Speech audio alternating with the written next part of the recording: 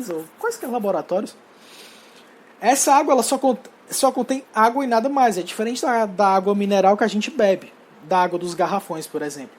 Essa água contém vários sais dissolvidos, como vocês podem ver no próprio rótulo do garrafão. Então, essa água ela só tem água, não tem mais nada. Enquanto que na hemácia, além de ter uma grande quantidade de água, ela tem uma quantidade de sais dissolvidos dentro dela. Ela tem uma osmolaridade característica. E essa osmolaridade dentro da hemácia vai ser maior do que a osmolaridade da água destilada. Logo, a tendência vai ser o quê? Dessa água destilada entrar na hemácia, na tendência de diluir aquela concentração de solutos dentro da hemácia. Por quê? Porque dentro da hemácia está mais concentrado do que no meio ao redor dela. Esse exemplo é de extrema importância para vocês entenderem como vai funcionar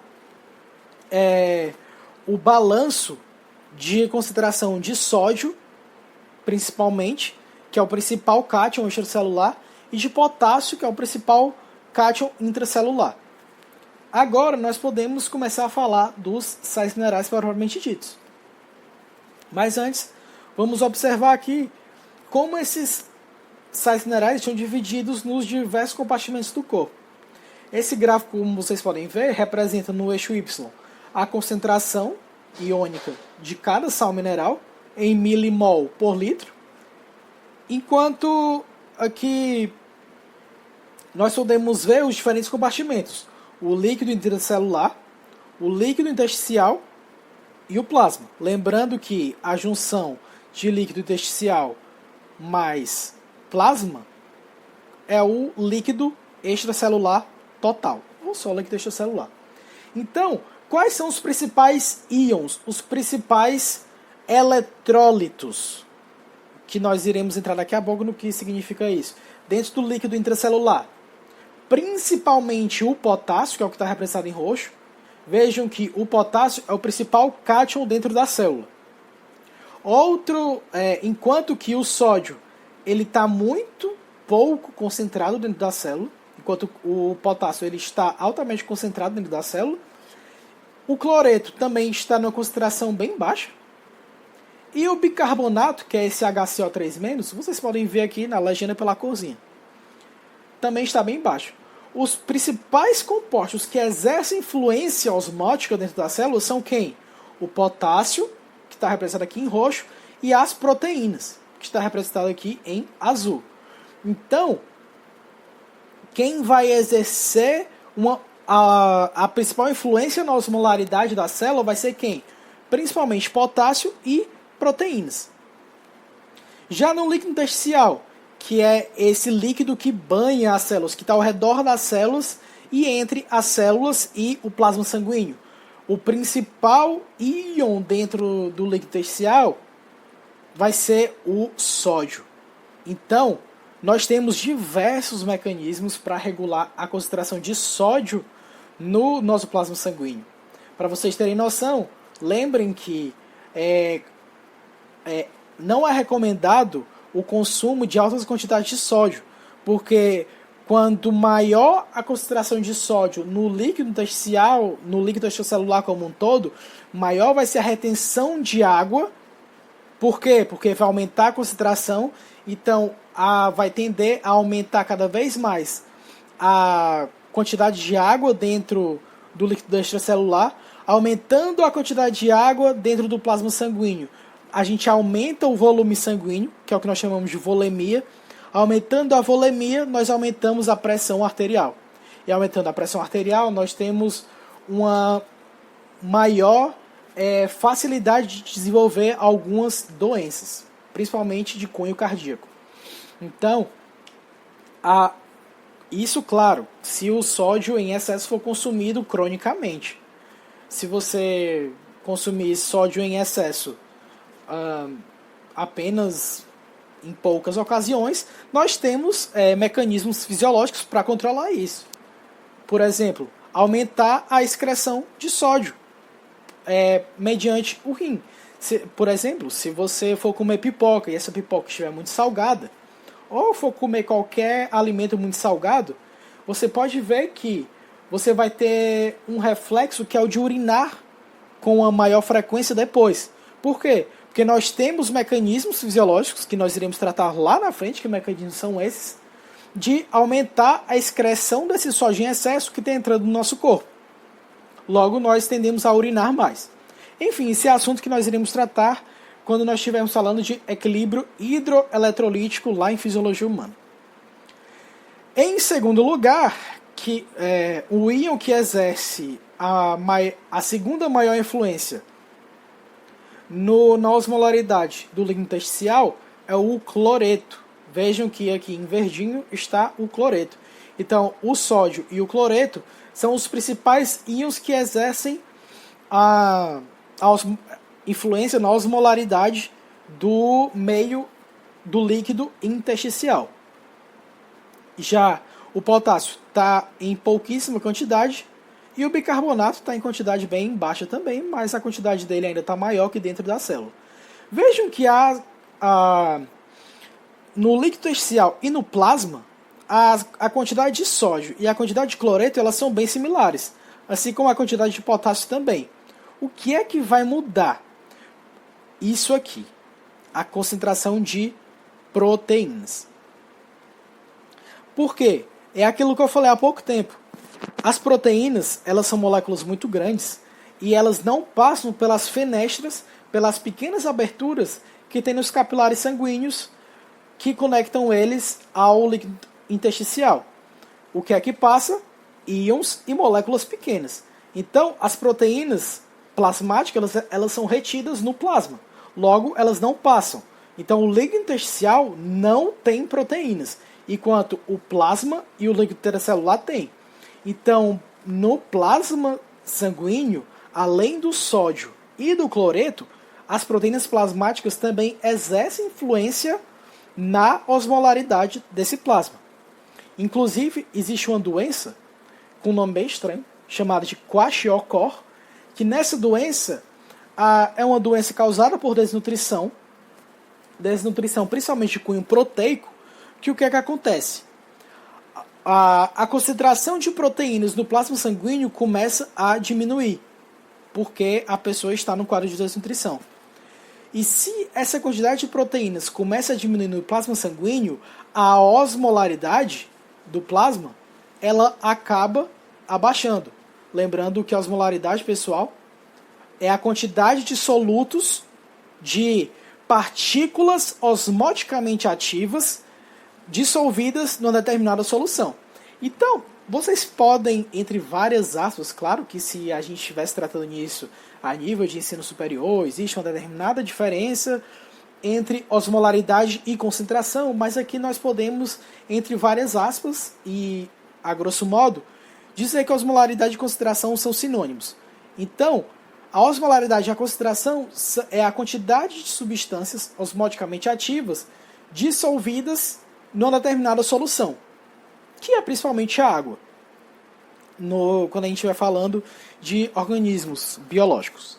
Então, se eu tenho sódio, cloreto e proteínas numa situação normal, determinando a osmolaridade ou concentração do meu plasma sanguíneo, se eu diminuir substancialmente um desses componentes, que é as proteínas, o que é que vai acontecer com essa osmolaridade? Essa osmolaridade ou essa concentração vai diminuir. Pessoal, essa osmolaridade diminuindo, o que é que vai acontecer? Lembrem que tanto o líquido intersticial, isso num quadro normal, quanto o plasma, quanto o líquido intersticial e o plasma com o líquido intracelular estão em equilíbrio osmótico.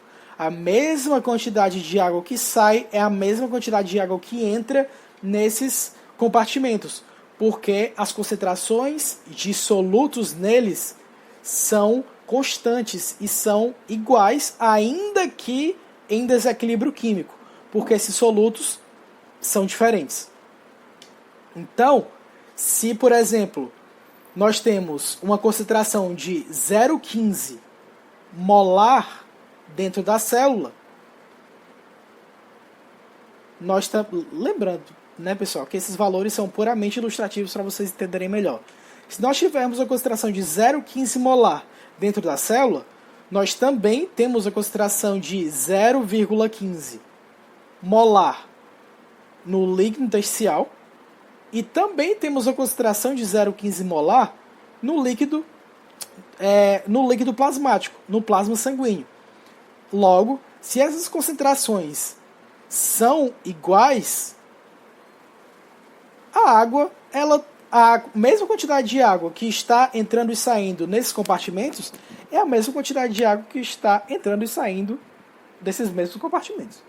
Não há diferença nesse transporte de água. Está em equilíbrio osmótico. Lembrando que, embora todos estejam com a mesma concentração, os íons que estão dissolvidos, que influenciam essa concentração, são diferentes em cada compartimento. E é isso que significa o desequilíbrio químico. Mas o que acontece nesse kwashiorkor? Nesse kwashiorkor, nessa doença de nome estranho, que é uma doença causada por um quadro de desnutrição, a quantidade de proteínas plasmáticas, principalmente de albumina, começa a decair. Se eu tenho 3 compostos que exercem essa influência majoritária na osmolaridade do sangue, e um deles cai bruscamente, cai numa quantidade significativa, ora pessoal, eu vou ter uma diminuição brusca na osmolaridade do plasma sanguíneo. Então, no lugar de ser 0,15 molar, ele passaria para, por exemplo, 0,05 molar. Lembrando que valores arbitrários. Pessoal, a partir do momento que essa concentração osmótica desenhar a seta para o lado errado. Então, se a quantidade de solutos no plasma diminui, o plasma fica menos concentrado e mais diluído. Qual vai ser a tendência, galera? Vai ser da água que está no plasma passar para o líquido intersticial. Logo, vai ter uma diminuição no volume sanguíneo e com passagem de água para o líquido intersticial.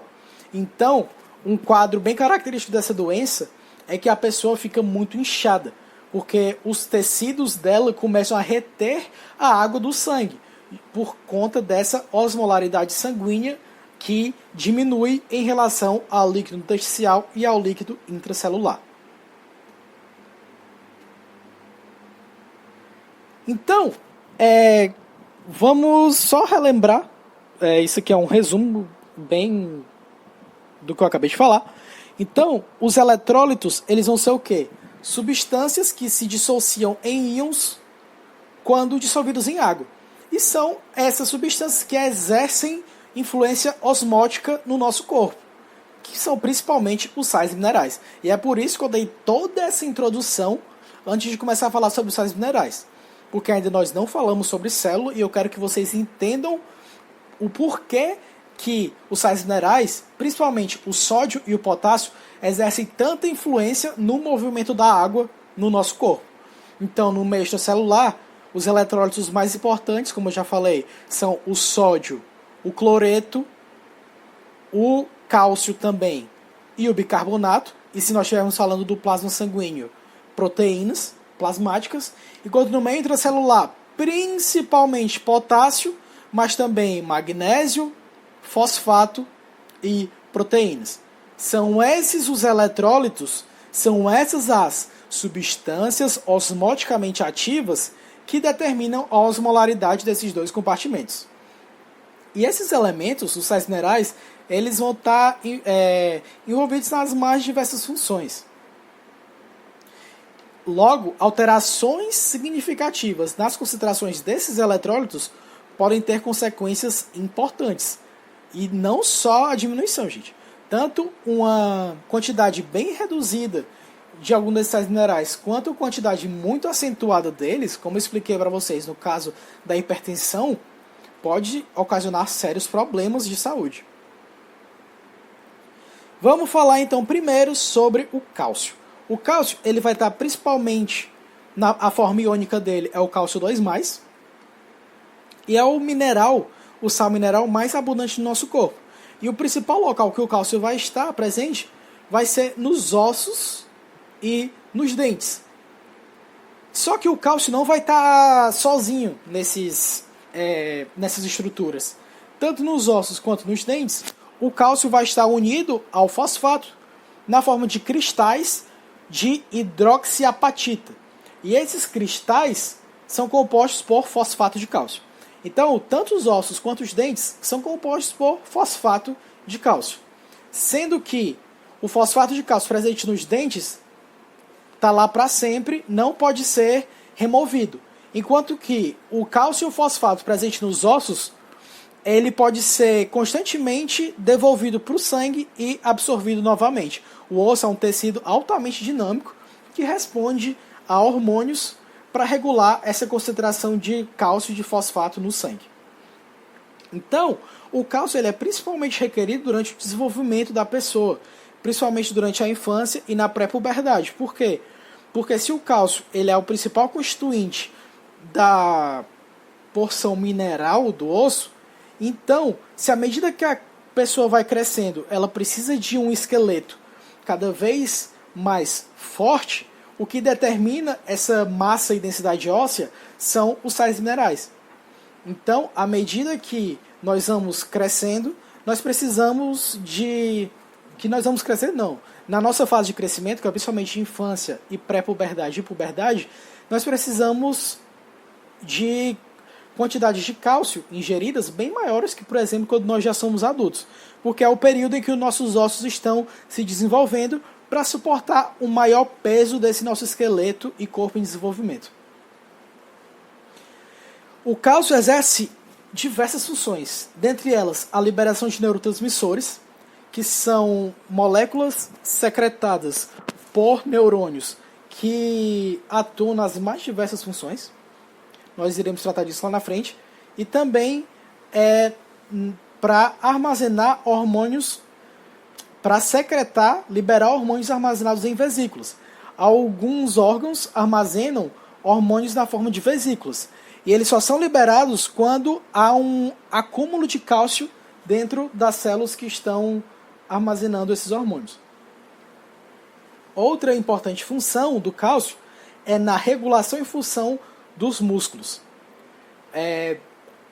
O músculo cardíaco, em especial, o cálcio vai exercer uma função extremamente importante, que não vale a pena aqui entrar em muitos detalhes, porque é algo bem específico e bem detalhado e complexo, sobre como o cálcio regula o batimento cardíaco, mas tenha em mente isso. O cálcio é um íon de extrema importância para que o nosso músculo cardíaco, o nosso coração, tenha o batimento coordenado e esse batimento seja frequente, ele tenha um ritmo. E o cálcio ele é essencial para a contração muscular. Então nós só conseguimos contrair, movimentar os nossos músculos mediante a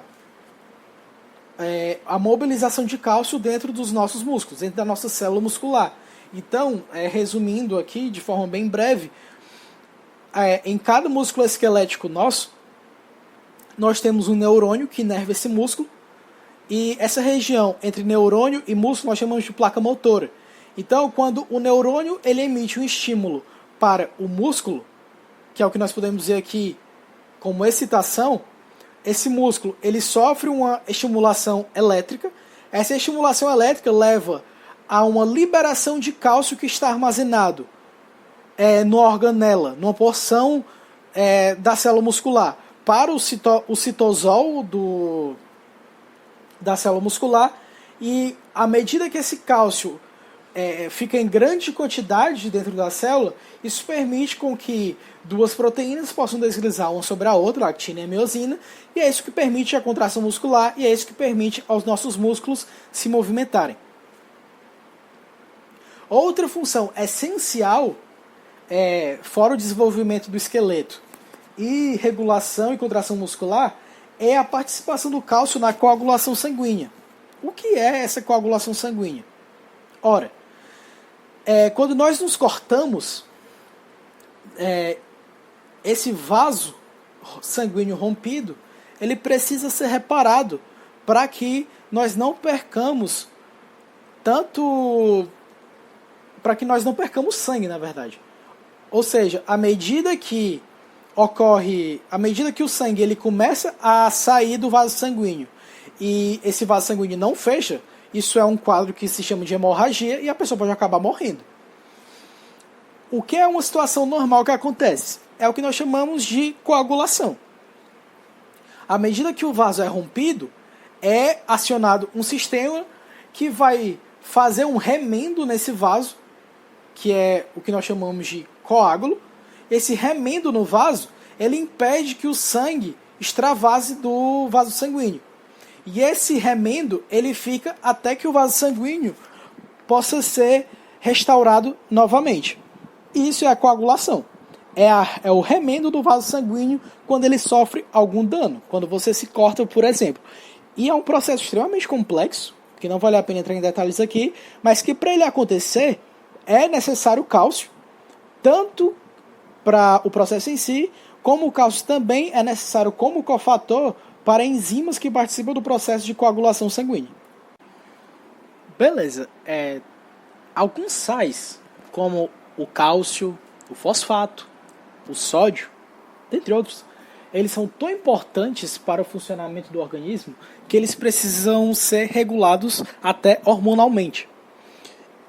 Então, existem mecanismos que nós iremos tratar lá na frente de forma mais aprofundada que regulam a concentração desses sais, principalmente cálcio e fosfato e o sódio, regulando a calcemia, que é a concentração de cálcio no sangue, e a natremia, que é a concentração de sódio no sangue. Então, os ossos eles vão atuar como grandes reservatórios de cálcio e fosfato para quando o sangue tiver com a quantidade diminuída de cálcio nele. Ora, se eu acabei de mostrar funções extremamente importantes que o cálcio exerce para o nosso corpo. Logo, ele precisa ser entregue a todas as células do corpo, ou pelo menos a grande maioria delas. Então, para que ele seja constantemente entregue às células do corpo, ele precisa estar no sangue numa concentração, numa osmolaridade adequada para ser entregue a todos os tecidos. Com isso, essa concentração do sangue ela precisa ser mantida em faixas muito estreitas. Então, os ossos, como eu acabei de falar, eles vão atuar como reservatórios tanto de cálcio como de fosfato. E eles são importantes para existir uma concentração adequada de cálcio no líquido extracelular. E a calcemia ela é regulada principalmente pelos seguintes hormônios. O paratormônio, que nós vamos chamar de PTH. A vitamina D, que ela pode ser chamada de hormônio vitamina D, eu vou explicar para vocês daqui a pouco. A calcitonina e os estrógenos.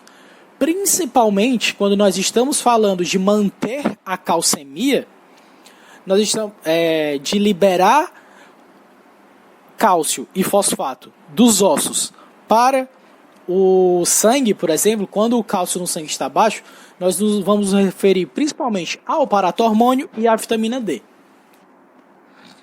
Então, uma falta de exposição à luz solar ou deficiência de vitamina D podem levar a uma menor absorção de cálcio e consequentemente, a uma maior incidência de doenças relacionadas aos ossos. Então, aqui é uma imagem que ilustra bem como acontece essa regulação do cálcio. Então, aqui está o cálcio que nós obtemos na dieta, a partir de laticínios, principalmente, derivados do leite. E esse cálcio, ele, uma vez no intestino delgado, ele pode seguir direto para ser excretado nas fezes, ou ele pode ser absorvido. A maior parte do cálcio vai ser absorvida. E nesse caso, eu vou explicar, quando nós estivermos falando de vitaminas especificamente, como a vitamina D vai regular essa absorção do cálcio. Mas a vitamina D, tanto a vitamina D quanto o paratormônio, eles vão promover um aumento na calcemia. Então, tanto a vitamina D, que é esse calcitriol, quanto o paratormônio, eles vão aumentar a absorção de cálcio do intestino delgado para o sangue, para o líquido extracelular. Assim como eles também vão aumentar a mobilização de cálcio dos ossos para o líquido extracelular, se a concentração de cálcio cair. Assim como, lembrem que o rim é a nossa principal via de excreção de substâncias. Ou seja, substâncias que nós não precisamos, ou que estão em concentrações muito elevadas, ou que nos fazem mal, nós excretamos pelos rins. O que é que o paratormônio e o calcitriol podem fazer? Eles podem reabsorver esse cálcio que seria excretado pelos rins, levando a um aumento na calcemia. Então, lembrando, tanto o paratormônio quanto o calcitriol, que é a vitamina D, eles vão atuar no sentido de aumentar a calcemia, principalmente aumentando a absorção do intestino delgado, a mobilização de cálcio e fosfato dos ossos para o sangue e aumentar a reabsorção de cálcio lá nos rins. Já a calcitonina, ela aumenta a incorporação de cálcio e fosfato para os ossos. Ela age no sentido oposto. Antes de falar de sódio e potássio, eu acabei colocando lá na frente, ao falar de vitamina D, mas lembrando sobre a principal doença que pode acometer pessoas que têm uma dieta pobre em cálcio, que é o raquitismo, principalmente em crianças. O raquitismo é uma doença que acomete crianças devido à má mineralização dos ossos, que se tornam bastante frágeis. E um aspecto disso são pernas curvadas. Eu vou mostrar daqui a pouco, quando nós estivermos falando de vitamina D, mas só para vocês lembrarem. É por isso que o cálcio ele precisa ser muito mais consumido durante o desenvolvimento da pessoa do que depois que ela já é adulta, porque é a etapa em que os ossos estão se desenvolvendo, em que o esqueleto está se desenvolvendo. E se o esqueleto não tiver quantidades adequadas de cálcio e de fosfato para crescer, para os ossos crescerem, então isso vai ocasionar doenças, deformidades ósseas, como o caso do raquitismo. Então, como nós já tivemos aquela longa introdução, sódio e potássio agora é tranquilo para vocês entenderem. Enquanto o sódio é o principal cátion extracelular, ele vai ser o principal responsável por regular o volume sanguíneo ou volemia. Enquanto o potássio vai ser o principal responsável por regular o volume intracelular. Então, a osmolaridade, tanto do meio intracelular quanto do meio extracelular, ela é determinada principalmente por esses dois íons. Claro que tem outros, como eu mostrei para vocês, mas principalmente por esses dois. Então, a manutenção dos níveis séricos, sérico significa sanguíneo, plasmático, de sódio é importante, pois a hiponatremia, ou seja, hipo, pouco, natremia, sódio no sangue. A hiponatremia grave pode levar a convulsões, coma e morte. A hiponatremia é uma condição em que a quantidade de sódio no sangue acaba se tornando muito baixa, acaba diminuindo a volemia e isso pode ter impactos gravíssimos, como convulsões, coma e morte. Assim como a hipernatremia, que é a quantidade exagerada de sódio no sangue. Então isso aqui eu já mostrei para vocês. E aqui, óbvio, então, o sódio e o potássio vão ser os principais responsáveis por manter o equilíbrio osmótico do organismo. O potássio como principal cátion intracelular e o sódio como principal cátion extracelular. E são íons que, por conta de manterem essas osmolaridades, eles vão ter extrema importância na propagação do impulso nervoso. Por quê? Porque lembrem que íons têm cargas elétricas. Logo, nós vimos que as células, embora em equilíbrio, os compartimentos corporais, embora apresentem equilíbrio osmótico, eles apresentam desequilíbrio químico. Então, os tipos de íons que estão dissolvidos nos compartimentos é diferente. Logo, isso vai conferir uma determinada carga a esses compartimentos.